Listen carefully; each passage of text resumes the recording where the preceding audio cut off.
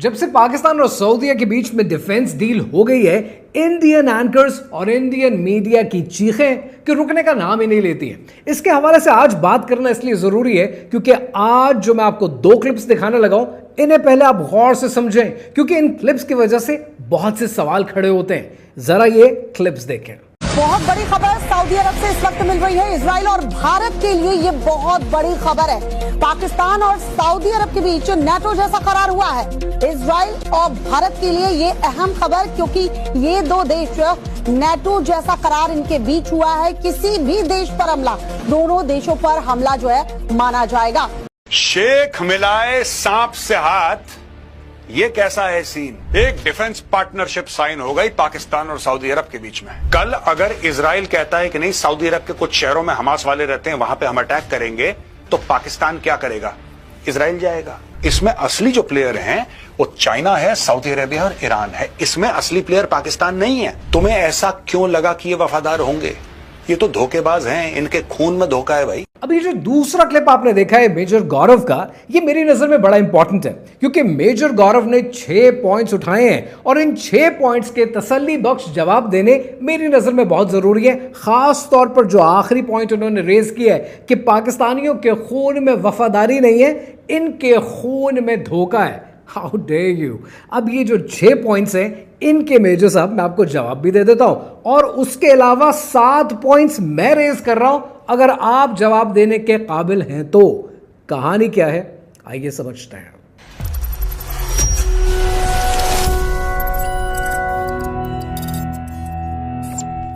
Major गौरव ने crown Prince Mohammad बिन सलमान और prime minister Shahbaz शरीफ की एक तस्वीर दिखाई है इस डील की और कहा है शेख मिलाए सांप से हाथ। Like literally look at your language. ये मयार है आपकी रिपोर्टिंग का, ये नॉर्म रह गया आपकी रिपोर्टिंग का। मैं बड़ा ए पॉलिटिकल आदमी हूं और मैं डेमोक्रेसी पे यकीन नहीं रखता हूं। आई बिलीव इन द थियो डेमोक्रेसी और डॉक्टर इसरार की बहुत सी वीडियोस भी इस पर मौजूद है, वो पढ़ लीजिएगा। ये इस्लामिक डेमोक्रेसी को पढ़ लीजिएगा। बट द पॉइंट इज, मैं किसी पार्टी की साइड नहीं लेता हूं। हम अपने वुज़रा आज़म की अच्छी खासी क्लास पाकिस्तान में बैठकर भी लेते हैं, लेकिन आपको किसने हक दे दिया है कि आप सांप जैसे अल्फाज इस्तेमाल करें? कुछ तो मयार बदलें अपनी रिपोर्टिंग का। ये जो रिटोरिक होता है, ये मीडिया में बेचने के लिए बड़ा अच्छा होता है। That shows the kind of a person you are. So first of all, Sheikh ji जाओ रास्ता नापो, क्यों गरीबों को तंग करते हो? कुछ तो अंदाज़े गुफ्तगू बदलो, बात करते हो जंग करते हो। दूसरा पॉइंट आपने रेज किया कि अगर इस्राइल ने कल को यह फैसला कर लिया कि सऊदी अरब के किसी शहर के अंदर हमास की लीडरशिप मौजूद है और उसने सर्जिकल स्ट्राइक करने का फैसला किया, तो क्या पाकिस्तान से फौजें जाएंगी लड़ने के लिए? पाकिस्तान से टैंक जाएंगे लड़ने के लिए? क्या पीकर आप ये वीडियोस बनाते हैं? क्या आपको 20 नवंबर 1979 भूल गया कि जब काबा सीज हुआ था तब भी पाकिस्तान की फौजों को बुलाया गया था और घंटों के मार्जिन पर पाकिस्तानी फौजी पहुंचे थे और अपना मिशन मुकम्मल करके आए थे। कुछ चीजों को स्ट्रेटेजिकली अपनी यादाश्त को क्लियर कर लिया करें। दूसरी बात, आपके जहन में ये क्यों रहता है कि इस्राइल फैसला करेगा और इस्राइल ने कह दिया कि सऊदी अरब के अंदर हमास मौजूद है और इस्राइल को सर्जिकल स्ट्राइक करने की जरूरत पड़ी, तो क्या पाकिस्तान? इस्राइल को सर्जिकल स्ट्राइक करने की जरूरत क्यों पड़ेगी? आपको लगता है कि सर्जिकल स्ट्राइक का ड्रामा चाहे आप करेंगे या इस्राइल करेगा तो वो जवाब बना देगा? हरगिज नहीं। आप ये बात भूल रहे हैं कि कतर के अंदर जो रिसेंटली सर्जिकल स्ट्राइक हुई है उस पे इंडिया की पोजीशन क्या है? इंडिया ने कंडेम की है ये सर्जिकल स्ट्राइक। अगर आप अपने ही अखबार पढ़ लेते, अपने ही प्राइम मिनिस्टर की ट्वीट्स देख लेते, तो शायद आप ये बात ना करते। तीसरी बात आपने ये रेज की कि पाकिस्तान अगर उम्मत मुस्लिमा का इतना बड़ा खैरखा है तो इस एग्रीमेंट के अंदर सीरिया और यमन को क्यों शामिल नहीं करते? वेल, पाकिस्तान ने OIC के समिट में बैठकर भी, अरब लीग का जब समिट ऑर्गेनाइज अरब लीग ने कराया, तब भी बोला कि we are looking forward to a task force. और रही बात इन ममालिक, पाकिस्तान दुनिया के तमाम इस्लामी ममालिक को इकट्ठा करने के मूड में है और पिक्चर अभी बाकी है मेरे दोस्त। कुछ दिनों में बड़ी बड़ी तब्दीलियां होती हुई आप देखेंगे। फिर आपने ये कहा कि जरूर इसके पीछे चाइना है। हाउ डीप, क्या जबरदस्त सोचते हैं। ये बात अपनी पिछली वीडियो में मैं ऑलरेडी कर चुका हूं and we are proud of it. As Pakistanis we are proud of it कि चाइना के साथ हमारी इतनी अच्छी दोस्ती है। आपका गला क्यों सूख रहा है? आपको मिर्चें क्यों लग रही हैं? पाकिस्तान चाइना की पुष्टपनाही पे रखते हुए, चाइना को अपनी बैक पे रखते हुए दुनिया में जाकर सऊदी अरब के साथ एग्रीमेंट करता है, मिर्चें आपको इंडिया में बैठ के लग रही हैं। This is the problem. आप समझ नहीं पाते और आप बोलना शुरू कर देते हैं। उसकी वजह है, और उसकी वजह भी समझ में आती है कि इसराइल के खिलाफ आप कोई भी चीज सुन नहीं सकते, क्योंकि जिन मीडिया चैनल्स पे आप ज्यादातर अपेयर होते हैं उनमें से आधे इंडियन चैनल्स रूपर्ट मर्डॉक के हैं, तो आपकी बेचैनी समझ में आती है। साथ ही साथ आपने एक बड़ी अजीब बात की, जो कि शायद मेरी नजर में इंडियन गवर्नमेंट को नोट करनी चाहिए। आपने कहा कि नेपाल के अंदर जनता खड़ी हो गई और सब कुछ जला दिया जनता ने। अगर दोबारा अरब स्प्रिंग होता है तो ये सब शेख भागते हुए नजर आएंगे। Indian government needs to understand and take notice of this.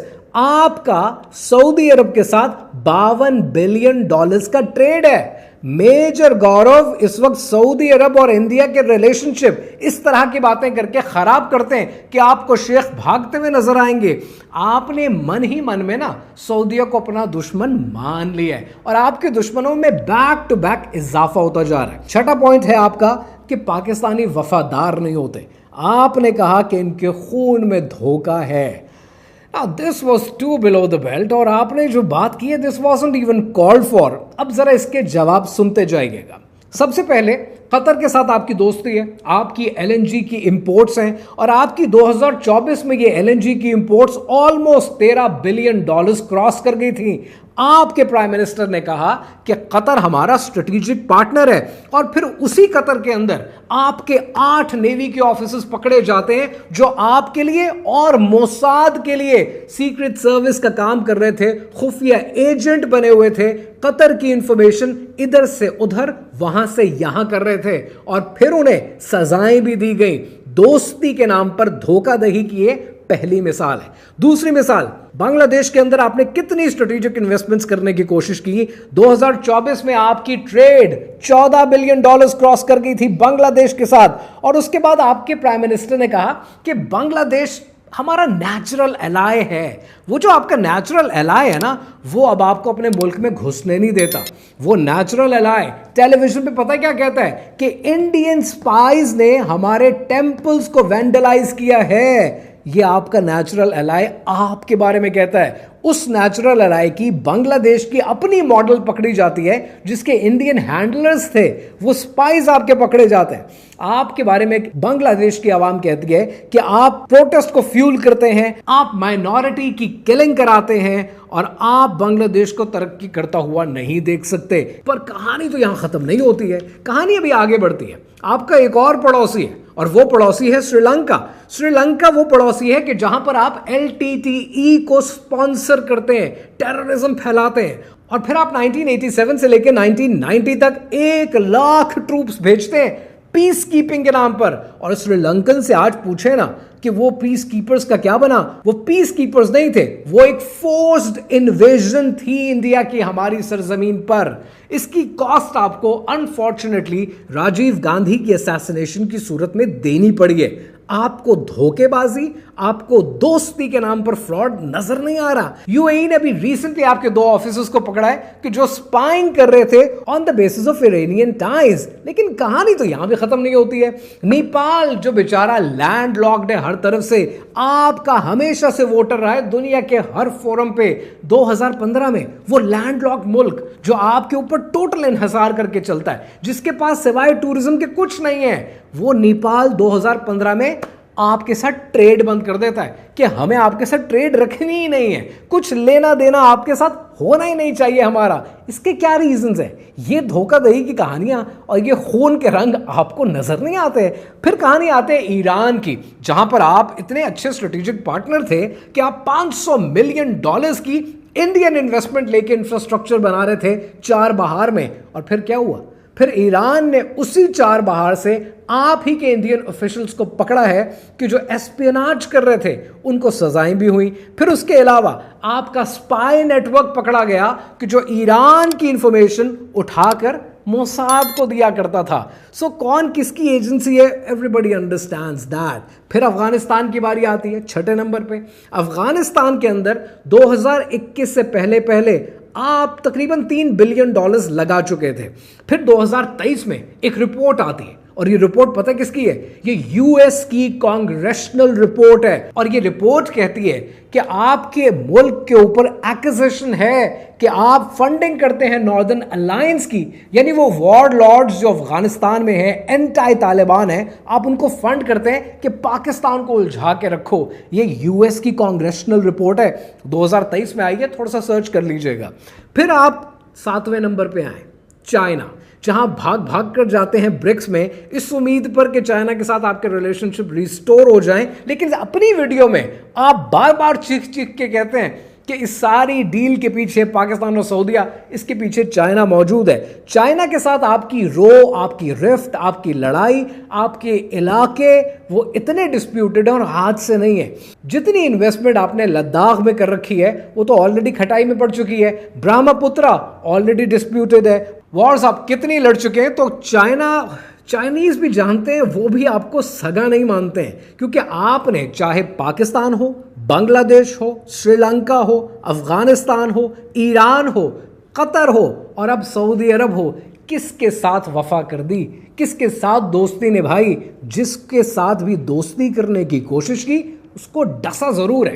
And that's the problem कि हम उस तरीके से बात नहीं करते जिस लहजे में आप बात करते हैं। All you need to understand is कि आज आपको दुख इस बात का है कि आपके दुश्मनों में इजाफा हो गया है। अब सऊदी अरब भी आपके दुश्मनों में कंसिडर होगा। सो गोइंग फॉरवर्ड आपको प्रॉब्लम यह है कि आपको अपनी $52 बिलियन की इन्वेस्टमेंट खटाई में पड़ती हुई नजर आ रही है। आपको उन 25 लाख नौकरियां जो आपके NRIs सऊदी अरब में करते हैं वो जाते हुए नजर आते हैं। आपको अपने वो $8 बिलियन की रेमिटेंस जो हर साल आपके NRIs इंडिया भेजते हैं, और ये आपकी तारीख की चौथी सबसे बड़ी रेमिटेंस है, ये रेमिटेंस आपको जाती हुई नजर आ रही है। सो पॉइंट ये है, इंडिया के बारे में फिर वही कहूंगा कि आप और चंद पॉलिटिशियंस हैं जो बेचारे इस मुल्क को, इंडिया को खराब करते हैं। इंडिया की आवाम प्यारी है, इंडिया के लोग अच्छे हैं, लेकिन आपकी ये फॉरेन पॉलिसीज इंडिया को चलने नहीं देंगी। 60 दिन है आपके पास,